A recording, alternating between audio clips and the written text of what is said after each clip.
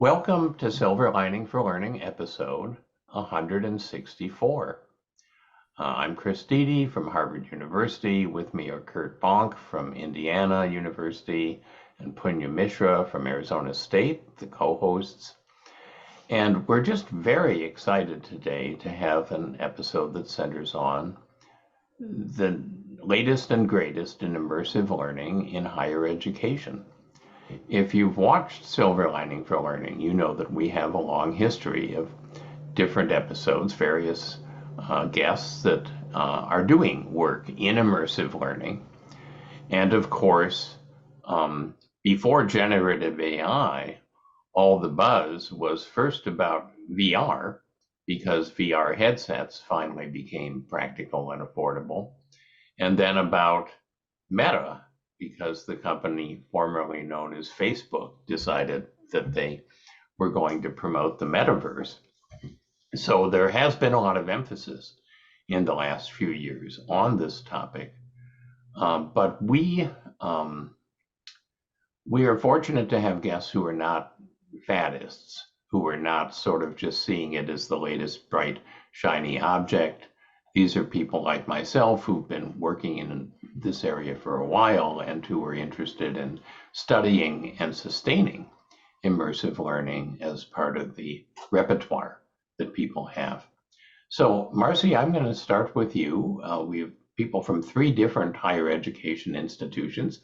Tell us a little about yourself and about your role, and then we'll go to Greg, and then we'll go to Jonathon. So, hello, everyone.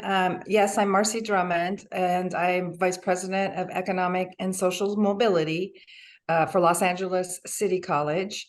And I was the administrator who helped launch the MetaCity program, which is an augmented virtual and AI learning program at the college. And you can say a little bit more. So tell us about the scale of the program within the college. Yeah, so our approach when we launched the project is we really wanted to do it at scale. We thought it would be a great tool to get into the hands of instructors themselves. So we chose a platform, Eon Reality, which allows instructors with very little training to create their own immersive learning experiences. In little over 1 academic year, we trained 125 faculty who've created more than 1,000 lessons that have been viewed more than 12,000 times. And we have had 2,300 students using these lessons. And I have to say, we're completely agnostic about how the faculty uses them, in what subject, to teach which topic, for which learning objectives. And so we've got a lot of lessons that are pretty broad-based, from the liberal arts to the sciences, to career technical programs. We are a community college, so we have a lot of career technical programs. And we're also agnostic about which format, if they choose augmented reality, virtual reality, they have the equipment and the ability to do anything that they choose. We found that about 3/4 of the experiences that they create are actually in augmented reality. And there's various reasons why they've chosen to do that. But overall, the program, the faculty have reported that improvement in student learning, improvement in student motivation and excitement about the courses and the topics that they've done augmented and virtual reality in. And the feedback we've gotten from the students is very, very positive. They also really enjoy learning in this modality. And before we go to Greg, I just want to note that 125 faculty members going to a training and actually coming out and doing stuff in the training is very unusual in higher education. And it's a testimony to the power of what you're about. Yes. I must say we had a great team that worked with them. So it wasn't just one training. They actually went through a series of trainings, and they also were put into peer groups. So they learned with their peers and helped each other. We also had a team of coaches that was available to assist them one-on-one as they learned how to use the platform and start to build their lessons, and to help them with whatever issues they may be facing in that regard, and implementing this in their classrooms. We recently did a survey of the faculty that asked them about their continued interest And 98% were very much interested in continuing to use immersive learning and expand the repertoire of their skills in being able to create various parts of an immersive learning experience. Well, that model sounds exciting, and actually, we may talk a little later about that simply as a model for any kind of faculty professional development, because it sounds like you built in a number of things that make it more likely to stick. Greg. Well, welcome everybody, and excited to be a part of this conversation. My name is Greg Hieberger. I'm a faculty member in biology and microbiology and serve as Associate Dean in the College of Natural Sciences at South Dakota State University.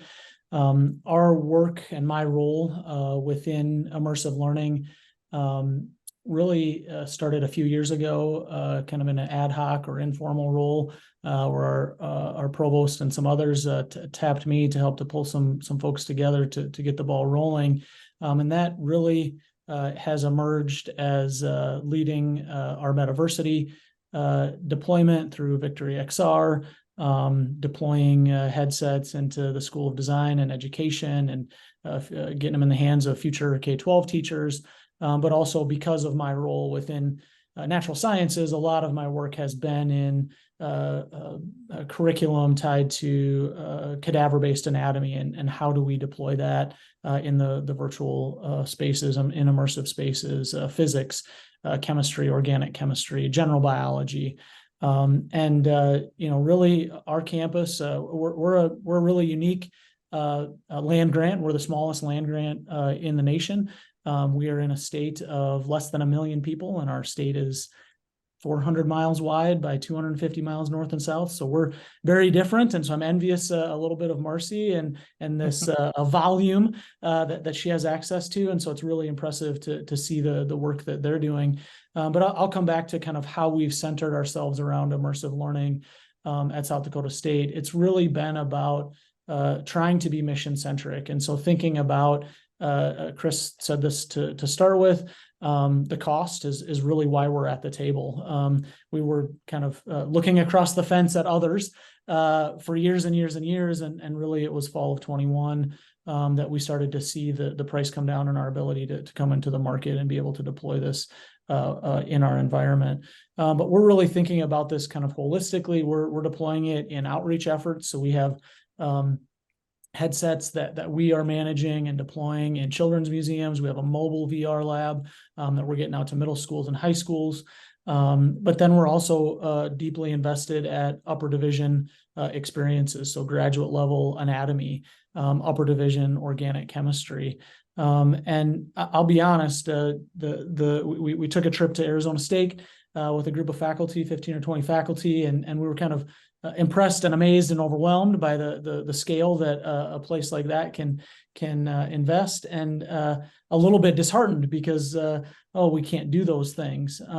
But it's also we've got some really great stories of being able to do those things that we didn't think we could do. So we've got a group of undergrads led by a faculty member and in the sciences and in the School of Design that have completely designed and deployed kind of on the rails and individual exploration experience of being within the cell of what you would experience in an intro biology class. And so we've had these really diverse experiences, and I'm really impressed by our faculty and our students and our ability to move quickly. And then at the same time, I've always got my foot on the gas, hoping we can do more and keep moving forward. But essentially, our campus went from 0 headsets 18 to 24 months ago. We've deployed over 150 headsets. We don't have hundreds of faculty trained, but we have 10s and 20s of faculty trained.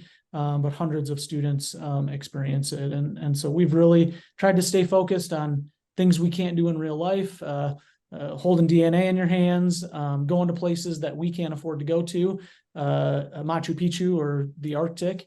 And then we've really thought about geography. We serve a rural population in our state, both at the K-12, but our higher ed programs serve a rural population and American Indian population. We've got some of the poorest counties in the country. We have 9 reservations that we serve. And so we have a multifaceted approach to ways that VR can solve, AR can solve real problems, and would come back to Chris's comment that this isn't a fad, that this isn't something that we latched onto because we saw money or ads or sparkle or whatever it is. We latched onto it because we saw real educational value, real value to change the experience. So just appreciate being invited and look forward to our conversation.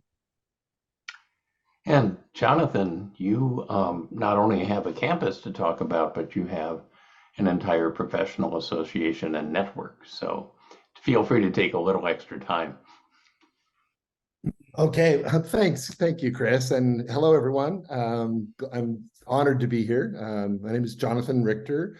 I'm the CEO and Chief Executive Officer of the Immersive Learning Research Network, a worldwide nonprofit serving the public, as well as building sort of a professional association for those interested in working on evidence-based immersive learning experiences. So we focus on research, which is in the name, but a few years ago, we also opened it up to practitioners, industry, and futurists. So it's now officially part of that mission as well, as is the nature of this. There's just so much innovation and practice and things going on that we really needed to bring those other audiences together. So, and iLearn's been around since about 2014. And we arose out of the American Educational Research Association, a special interest group there at AERA that was focused on applied research in immersive or virtual environments. But AERA was fantastic. It's where I met and got to know Chris, and it was fantastic. But if you've been to AERA, it's 40,000 people or 20,000 people, sorry, gathered in a large city in North America, and just had a hard time reaching out and engaging the other sorts of professionals that we wanted to include in our conversation. So the psychologists and the experts in the fields where immersive learning was being applied, the game developers, etc. So with much, mincing and quibbling, a few of us stepped outside of AERA with the full intentions of continuing with that SIG to be a strong part, and kind of started this wider circle. And so we've been going since 2014, having conferences back and forth between Europe and North America, and growing sort of chapters around the world. We include South Africa, the Latin America countries are really strong with the ILRN, or iLearn as we call it. And we've built this evidence base with our proceedings and then extant journals where we publish in. So we now have 10 years. We're going on to we had a seminar before a symposium before we had our first conference. So we're going on to our 10th conference in Scotland this upcoming year. And it's just been absolutely fantastic.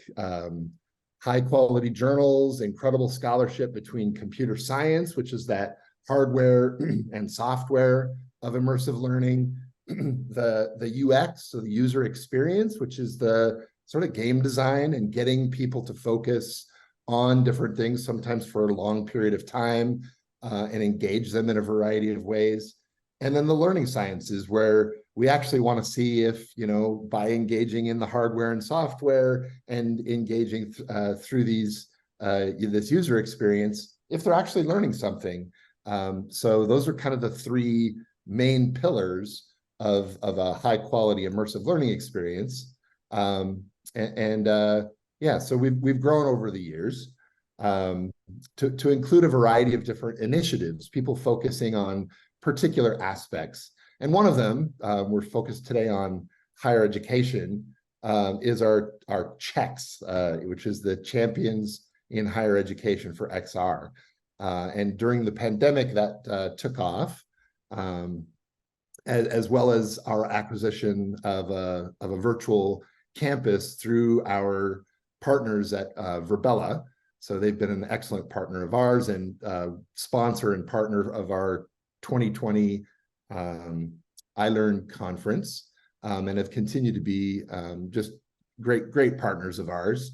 But checks formed during that 2020 summer, and we've grown to include, I think it's like 43 countries in higher education, and just a place for those who are either the anointed champion in their particular higher education institution, or just by de facto, they're the person who just kind of became the champion through hard Scrabble work in those areas. But Checks acts as a place for them to share and trade, secrets and kind of how-to tutorials. And we've done a variety of interesting collaborations advocating for higher education with a variety of different industry partners. And so that's been really excellent.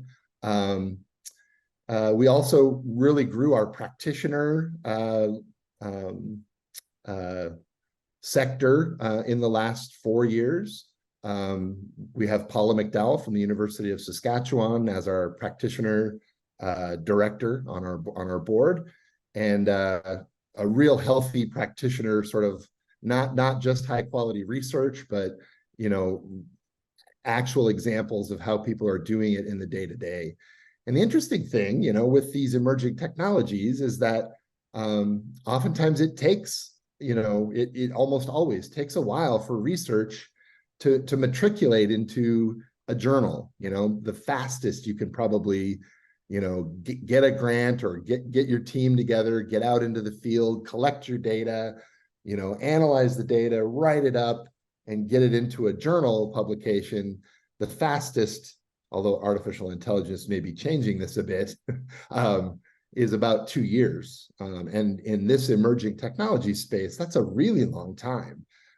So the futures and the practitioners space has been absolutely essential for us to get these sort of early signs for how these different kinds of technologies can be used in a variety of different ways. And so we're really happy about that. On my other hat is I'm a associate professor of research at the University of Montana here in Missoula.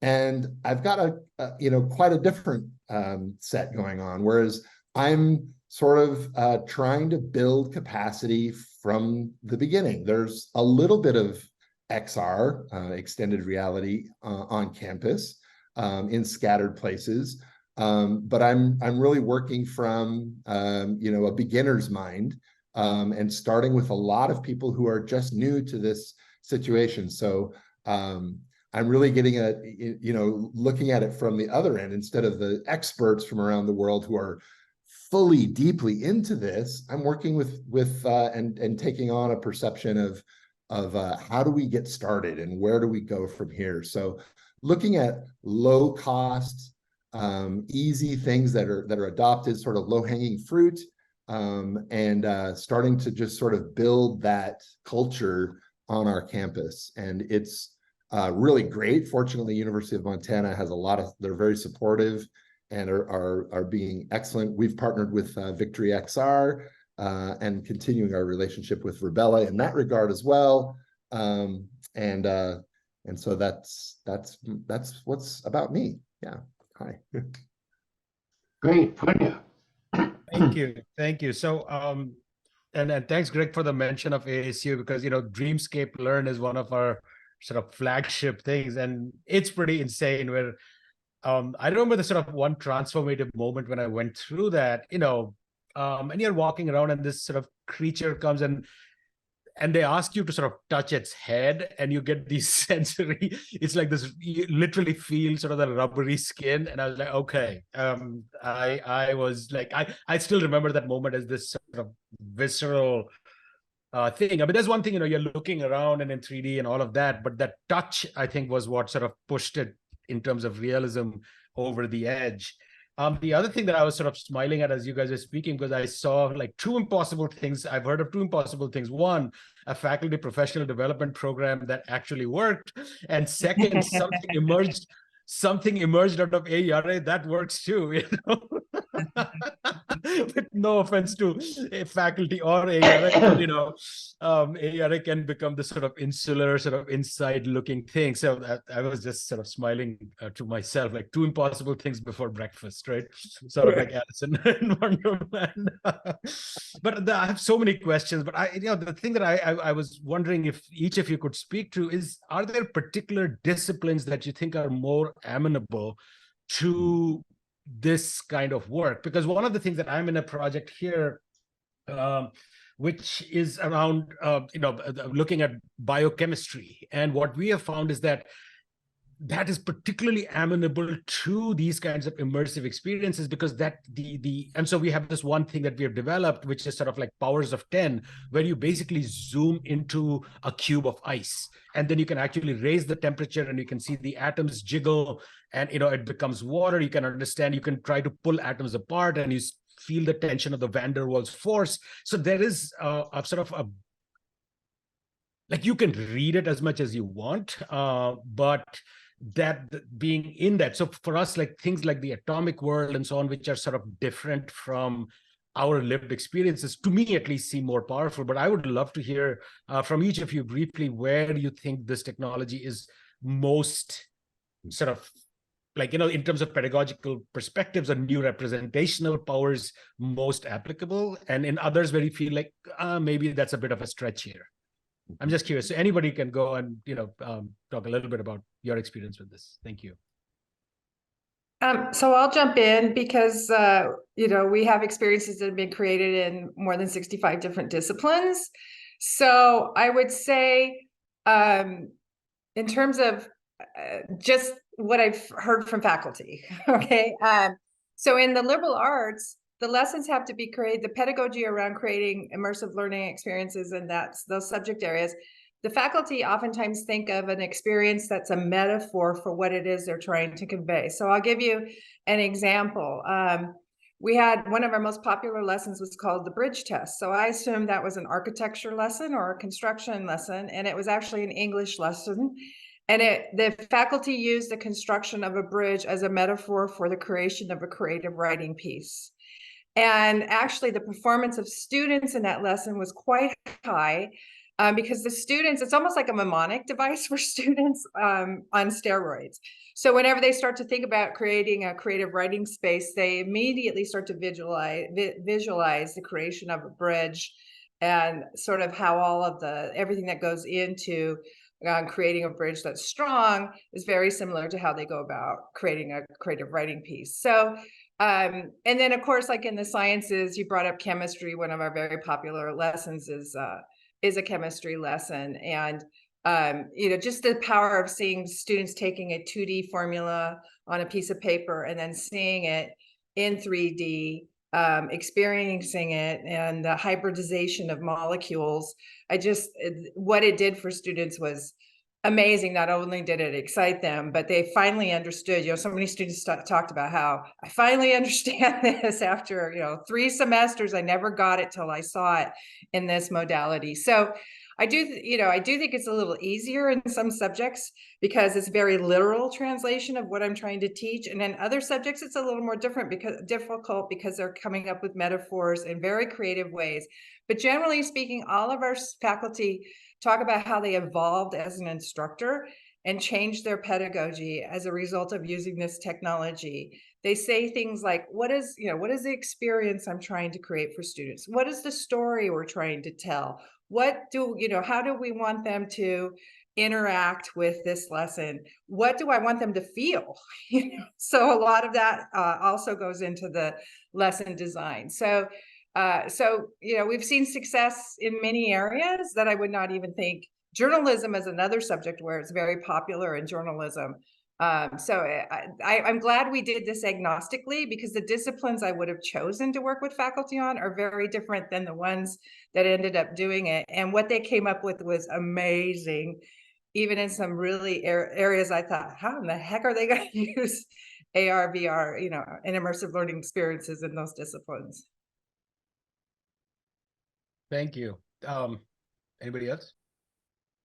I would support Marcy's, comments. I think there's just such amazing potential throughout all academic areas. And, I think for us, again, I'd come back to the rurality component. We have what we think of as kind of a shining star. We have our undergraduate students at our, land grant institution doing hands-on stuff. They get to dissect a human cadaver as they get ready for medical school, as they get ready to go to nursing school. And a lot of times that's something faculty do. But we also have to serve a community that's in West River, South Dakota, that is 300 miles away, and we can't afford and will not have the resources to be able to deploy a cadaver experience for those nursing students.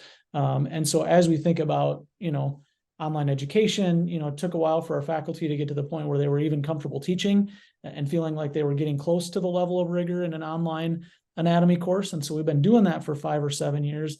But really, that's been 2D. So it's a YouTube video walk around of a 3D model that is physically on our campus. And this has really started to allow us to approximate, not quite the same thing as hands-on with a cadaver, but you're at least seeing cadaveric materials. And so coming back to Punya's comment, I think chemistry has been another win for us, or a place that just seemed to be a place that was ripe right away. And I am hopeful that, as we think about for our institution, we're a land grant, but we have really open access. And so our campus is really about access, that the diversity of experiences in STEM that a lot of our students are coming in with could be amazing. They may have come in doing AP or having these really great hands-on experiences, but we also have students that they didn't even teach physics in high school, or they didn't even have working natural gas in their high school science lab, or whatever that might be. And so for us to think about how can we help to bring everyone up quickly and increase motivation, well, every student has seen a 2D version of a cell, right?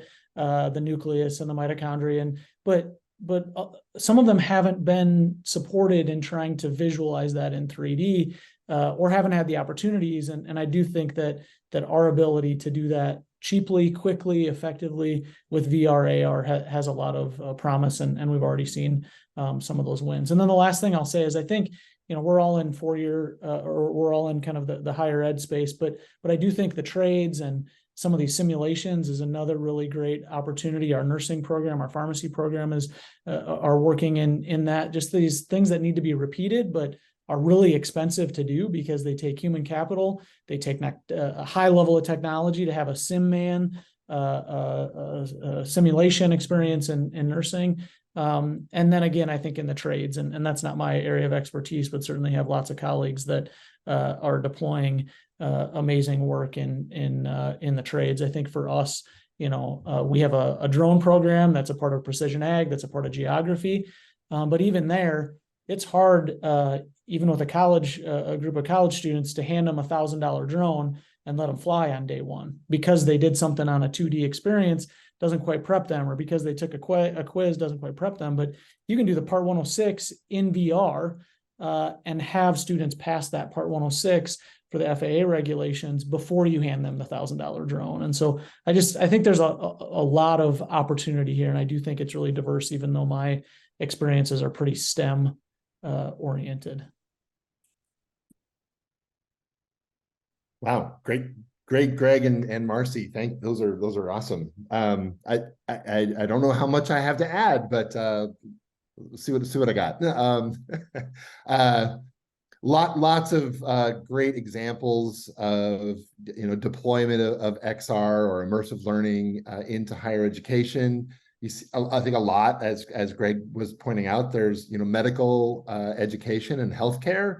Lots of uptake. I think even in the medical industry, you're seeing quite a bit of VR and AR in healthcare, and doctors training for refreshing their memories about what to do before they go into a surgery they haven't practiced for quite a long time.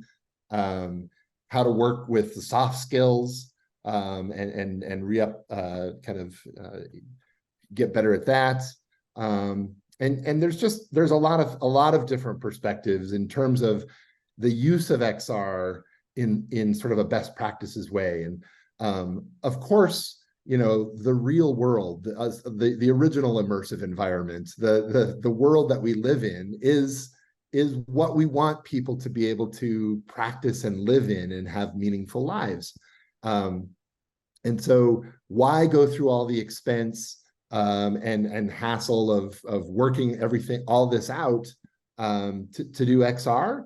And as Greg and Marcy were pointing out, there's cost, and there's, some things it would be dangerous to put people in different situations for them to learn, et cetera. So I like to think about, putting people into different perspectives, right? You can have somebody walk in somebody else's shoes and get a far better, embodied experience of what it's like to be in someone else's shoes by role playing in an avatar, in an immersive environment that's done well. You can understand what it's like, to be an 18th century, prospector, or you can understand what it's like to be even another creature, a different gender, a different race or ethnicity, and what it's like to experience things from those perspectives is huge. And that's a huge capacity. Can't do that in many other learning ways very easy. Going forwards and backwards in time, you can try things over and over. You can change scale by going way above the problem up to the cosmic level and looking at things at a large level, or going down into the nano perspective and really seeing how all of these different parts and all the things in between. So you get that systems perspective really well. I also really think that the ability for XR to highlight abstract or invisible processes in nature is a huge possibility. Students can all of a sudden see what's going on at the atomic level, or they can see, some things, a butterfly flaps its wings in Texas and causes a tornado in India, or kind of thing. Like the non-linear types of relationships that are rife throughout the natural world and throughout society, you could make those visible within an immersive learning environment. And I think those are huge. I'm of particular interest on environmental sciences. I think there's a lot of potential for immersive learning to develop around our understanding of ecosystems and all the variety of different things that we need to be good stewards of nature at a variety of different levels.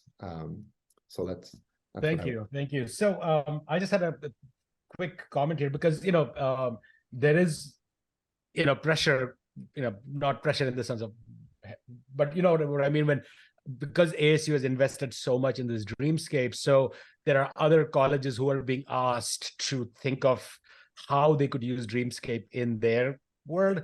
And so I had this wonderful conversation with faculty who teach history about how they could use. And so a couple of things that came out of that conversation I thought was very interesting, because one of the things, and they want to do it for like freshman level courses, right?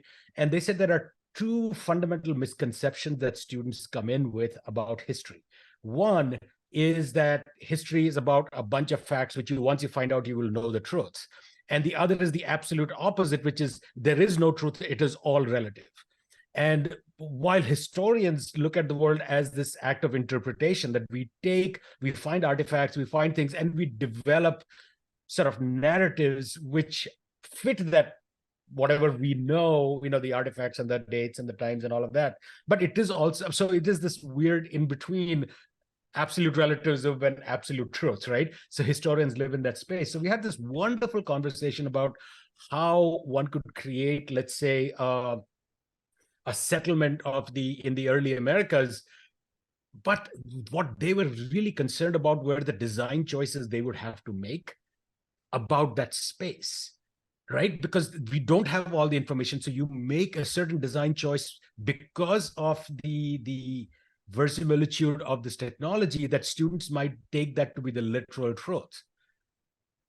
And that might, so it's this wonderful and so what we ended up coming up with was that the virtual experience, the AR VR experience that they would create, would be enveloped within a larger discussion of the decisions that the designers made. Right. And so I thought that was such an insightful way of sort of getting students to think that, oh, these guys made a decision about this is what that world looked like. How far do you think were they right or wrong? On what basis did they make it? And what implications does that have for your understanding? So I thought that was just a really nice sort of model for sort of meta level thinking. So even in the atomic one, right? I mean, when we create an atom that you can go down to the level of an atom, now we are making a whole bunch of design decisions about whether we should go with the Rutherford model or the stick and whatever model, or should we show quantum waves? How do we show probabilistic stuff? I mean, but to me, those, if we take those as a given, that is the truth, that's a problem. But if we take those representations as being ones that we can interrogate as to the design decisions that were made, I think can lead to even more sophisticated learning and understanding. So that was like one of my more fun conversations I've had with a bunch of historians. I know nothing about history, but we had a really good sort of chat about how these kinds of experiences need to be embedded within a broader sort of pedagogical narrative, which asks you to sort of even interrogate these representations, because we often take them to be literal and true. But there's a whole bunch of decisions that are being taken while that is happening. So anyway, that was just a quick comment. Kurt, I know you've been waiting very patiently, so on to you. Well, I want to make sure no one wants to add to what you just said before I go in a little different direction. Does anyone have any further examples or ideas that they want to share? Well, just quickly. No, Marcy, you go ahead. I would just say, I think you just demonstrated by what was just said about the power of XR. I don't know that we would have these kinds of conversations about teaching and pedagogy and learning had this not been the tool that was introduced into the conversation. So I think the word I hear a lot from faculty is how much they evolve as they start to use this technology. So I think that's one of the greatest powers of it. Yeah, and I just want to quickly say that I think the element of creativity is really important, and that faculty have more opportunities to be creative when they have a rich medium that involves immersion. 25 years ago, I and colleagues developed a curriculum called River City that was very early in the sort of simulation game space in schools. And River City was set in the 1870s. And there were two reasons for that. One of them was that the least knowledgeable middle school student today knows more about diseases than the most knowledgeable person in 1870. So all of a sudden, our kids were experts in this historical world, which was great for them. And second, a lot of history is understanding what isn't there, not just what is there, but what isn't there. Why aren't these people taking antibiotics? Where's the emergency clinic? Why aren't they going there when they're sick, et cetera, et cetera? So being creative with a medium of this power really pays off. Kurt. So before I ask my question and add a comment, I just want to acknowledge Greg. You might be the first one we've had from South Dakota on the show. We've had people from around the world. I mean, Australia and Brazil and Italy and UK. But it's an honor to have someone from South Dakota on the show. Really, it is, because I've read so much about tech entrepreneurs in southern South Dakota, just over the Iowa border, I guess. And I've not been to South Dakota. And so I am curious about what you have to say. Do you have anything to add before I go and ask my question? Well, I appreciate you having one of the less than 1 million South Dakotans on your show. I don't feel anyways, I did want to come back and comment on Marcy's comment, though, that, I think there's this ability for this tool to solve again, real problems. I think I said that earlier. And, this history piece, yes, it's about facts, but it's about perspective taking. It's about empathy. It's about that there are truths, but that there are perspectives on those truths, right? And VR seems that it has this ability to do that. I mean, if, like Chris said, if you don't have this experience of going back to 1870 and immersing yourself in that, you don't get to that point of understanding where education has come over that time. It just becomes about the facts. So I just would reiterate, even though I come from the STEM world, and the anatomy or the chemistry is where we landed. It's pretty amazing. But I would also say about South Dakota, there are some pretty amazing startup companies and tech companies and folks solving real world problems, even in little old South Dakota. So we've read about it, and so again, we're delighted to have all of you on this show. I'm going to connect a few dots before I ask my question, and also extend some lines a little bit, because classes like mine, maybe courses that Punya and Chris teach, often will assign silver lining for learning episodes and ask students to look for themes in them. And so I'll just mention that Marcy's from LA City College. We've had Sophia Mendoza on the show a couple of times in our first year or first season. She's an ISTE board member, International Society of Technology and Education, but she's also the director of technology, instructional technology for the whole city, unified LA school district, which is 1,300 schools. She's the director of many technology related projects in that school district, including digital education, including computer science education, digital citizenship, I should say, next generation leaders, and so forth. She's also is on our 3-year anniversary show. So if you're in the K-12 space, wondering what's going on in the West Coast, in LA in particular, you might want to watch one of those episodes. I'll also point out that on November 11th, we're going to have another immersive event or show. We're going to have people on who'll be talking about learning in the fjords of Norway, which will be kind of a fun show. Immersive learning found in the fjords, it's called, with Louise Edwards and her crew there. Talking about, ecology and so forth.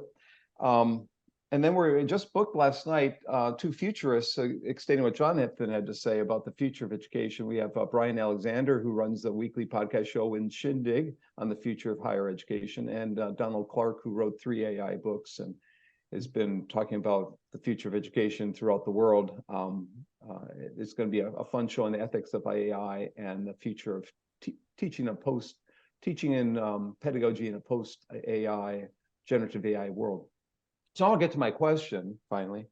I'm just curious that what inspired each of you to get into this field, or who inspired you, or what was the event that got you in? And now, today, fast forward to today and to tomorrow, if you were to attend a conference and you saw a particular name or who's in the immersive world field, and you'd want to attend, who would be the people that you'd want to attend yourselves? Who would excite you today, and why would they excite you today? So, people are going to watch this show and going to wonder, what should they be reading? Who should they be thinking about or writing to or, collaborating with, and so forth. So, what got you in and where are you going now? Or who's the beacon of light and you're paying attention to?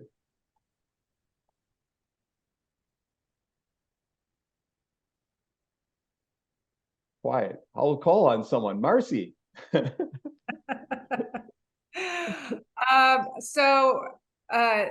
Actually, the president of the college was quite excited about XR learning. She saw it first, and Mary Gallagher is her name. And when she saw it, she thought it could be a game changer for students and really improve student success. And then when I saw it too, I'm quite a visual learner. And so when I saw it too, I thought, wow, this is truly a game changer. Our biggest challenge was, how can we do this at scale at an affordable price?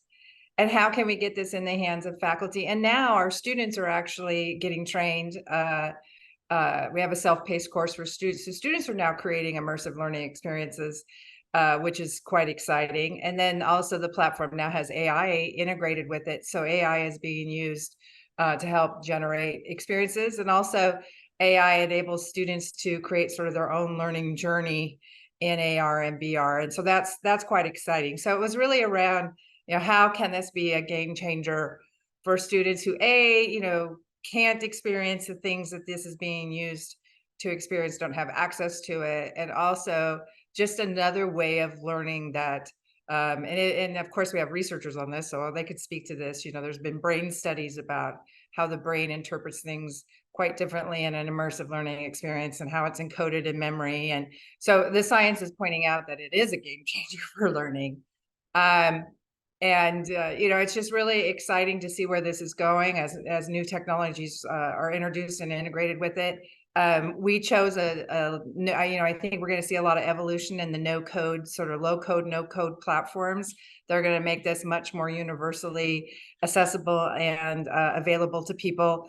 We're also really focusing on one of our biggest challenges with using AR/VR is making it accessible for people who have hearing or sight limitations. So, closed captioning and voiceovers and all of that has been one of our biggest challenges. So we're hoping that we'll see some new technologies that will make that much more easier to create accessible XR experiences.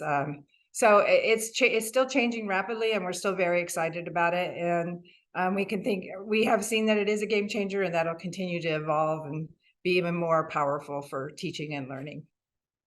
In terms of who's exciting me, well, because I'm an administrator and my brain functions a little differently, I'm just watching sort of where the market is heading and trying to read the tea leaves in terms of, where is this going, and, how do we continue to invest wisely in the choices that we make to support this as a very powerful educational tool. Thank you. Great. I think that the events that got me into it, it was kind of a synergy or alignment of the stars a little bit. We happened to, with our fundraiser, or one of our fundraising staff members be out in Colorado, and we're able to tour my alma mater's anatomy lab, and they have an entire floor dedicated to VR. They've got 100 and some headsets hanging from the ceiling. And I think seeing someone, our fundraiser, who wasn't a scientist, but was passionate about students and innovation, and seeing someone put the headset on and walk through a beating heart and just get so excited about it was pretty amazing. That was all happening at the same time. Costs were coming down. And then I think that the next step was I bought a couple of headsets, and my kids were using them, and to just see 15-year-old, a 12-year-old, an 8-year-old get excited about whatever, DNA or anatomy or Beat Saber, but to be completely immersed and focused. I think those are the things that really got me going. Now, I mean, administratively, it couldn't happen without a team and lots of other people, but I think that was kind of those were the spark moments that felt like, okay, this is within our grasp at the institution that I'm at. People that inspire me, I would put them in buckets. I don't know that I want to name names, but I feel like I even if a futurist comes and gives a talk and I feel like 90% of it is hot air or whatever, I always feel like I get inspired in some way about the way the world could be, or the way that we should be envisioning the future. And then I would say young people, so graduate students, new professionals, folks who are willing to take some risk in the way they think about things and the way that they pull things together. So those are the two buckets that I just get excited about, whether it's at a conference or a YouTube video or a training or whatever it is that I try to keep my finger on the pulse, and I think help to motivate me, the futurists and the youth. Yeah, I agree. We probably should have a show with a bunch of young people who are doing interesting things with immersive worlds and AI and other things. Agreed. Jonathon. So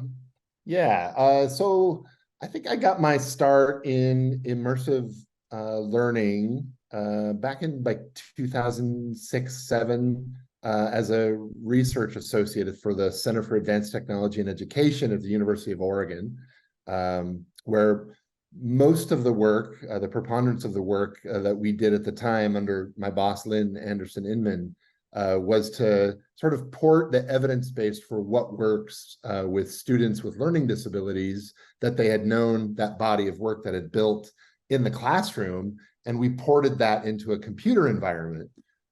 So that was great, and we were doing well, and my boss was really encouraging me to pursue things that were really of personal interest to me. And you know, I was like, I love video games. And I had recently, you know, discovered and been involved in the virtual world of Second Life, and exploring all the educational aspects around that.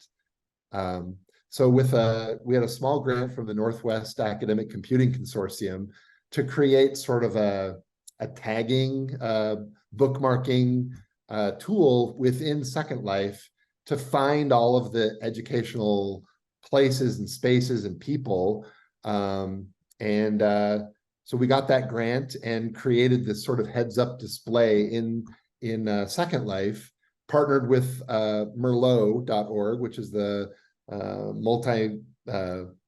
multimedia educational resource for learning and online teaching, Merlot.org.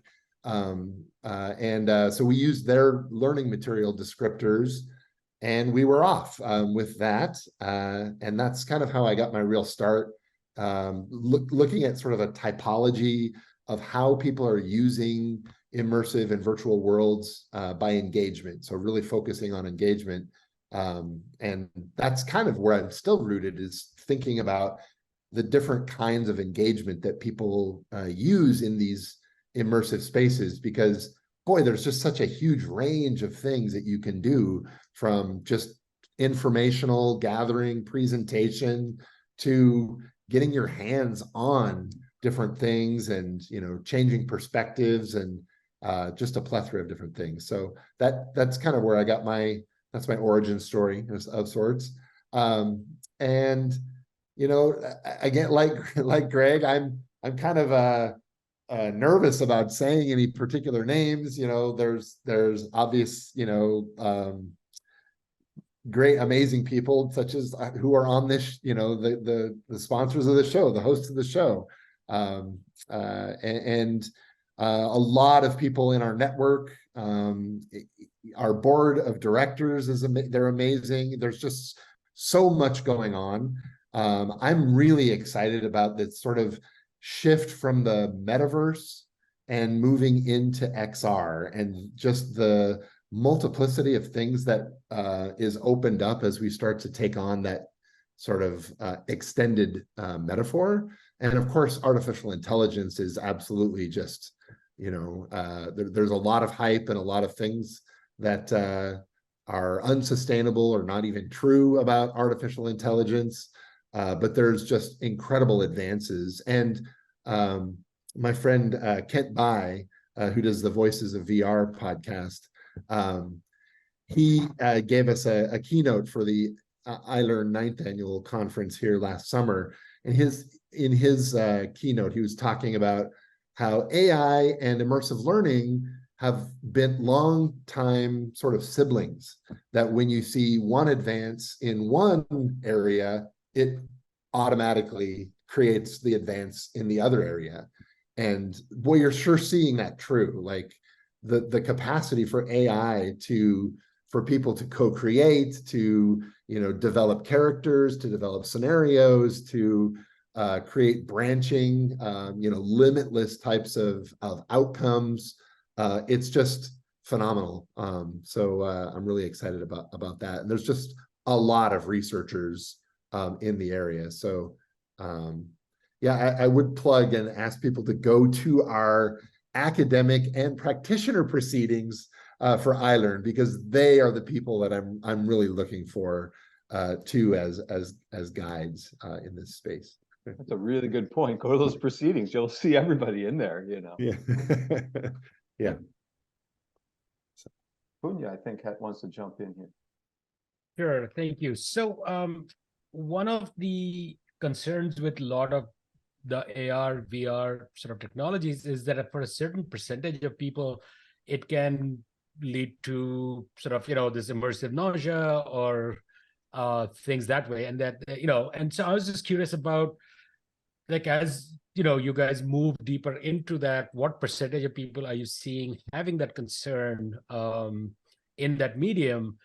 And how do you sort of address that? Because if there is a certain percentage for whom these tools don't necessarily work because of whatever reason, how is it, like, how do you address that, in an educational setting?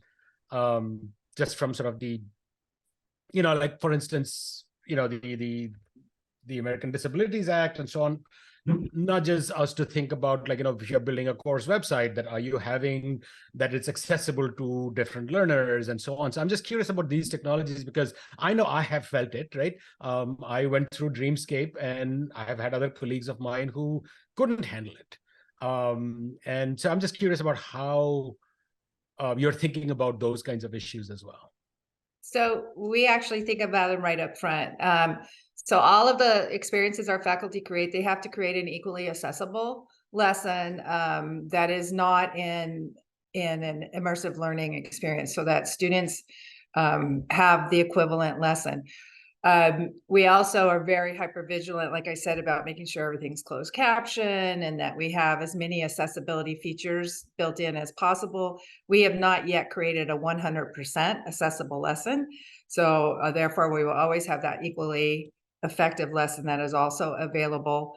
And we found that students, ironically, that they more than almost 60% of the students will do both lessons, the equally accessible one as well as the one that's in immersive learning.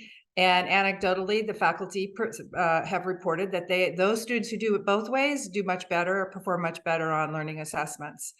So I thought that was quite interesting. Every course we've used these experiences in, we get feedback from the students. So we have had probably less than 1% have reported issues with, they thought it was going to cause a seizure, certain motion, that have reported sort of issues around motion and having issues that way.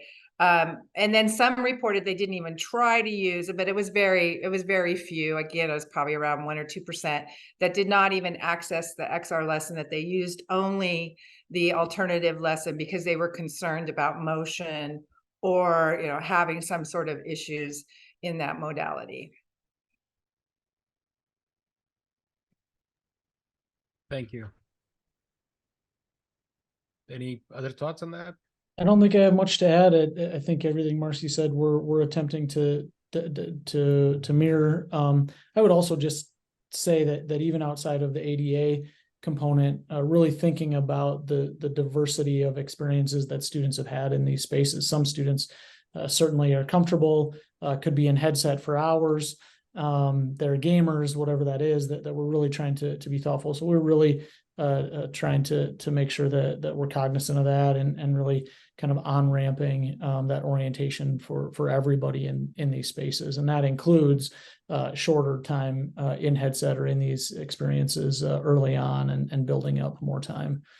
So that's really my only comment. I think Marcy covered everything really well. Yeah, I would agree. Thank you, Marcy. That was fantastic. I think, I think in this space, there's really become a lot of recognition for accessibility and inclusion, diversity, equity. There's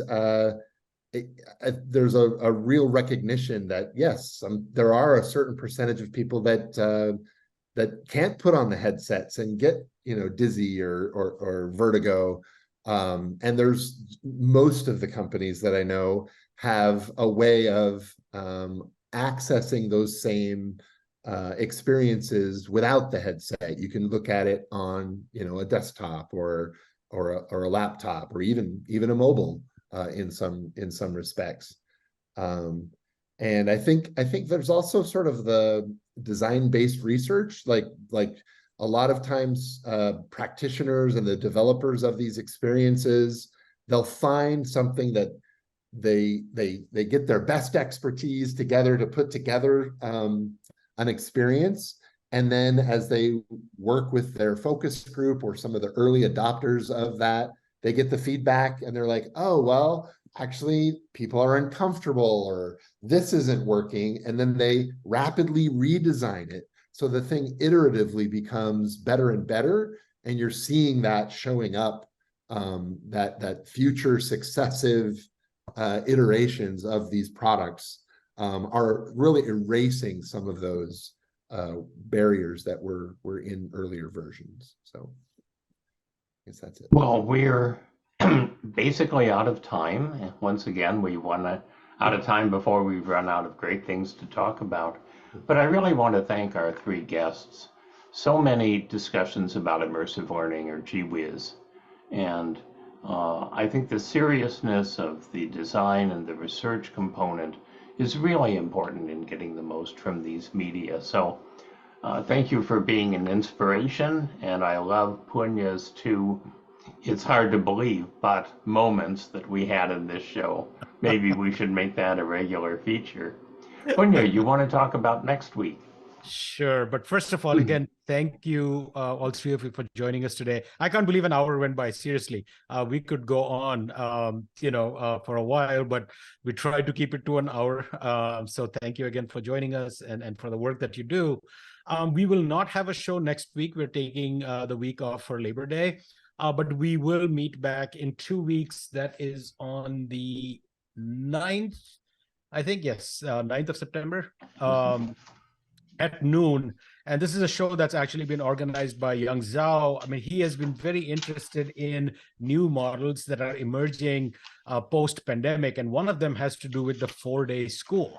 And, he has been very passionate about looking at like how children or learners can learn outside of the school context. And he feels that this is an opportunity to do that, even though it might, in my opinion, I think is forced due to other factors rather than necessarily that of student learning. But sometimes that's how change happens, and we take the challenges that come along and find avenues through it. So we will have John Kuhn as our guest coming up in 2 weeks, noon Eastern, and we look forward to seeing you then. And hopefully Young Zhao will be back from his travels, and we will have the full complement of hosts on the show. But thank you again very much.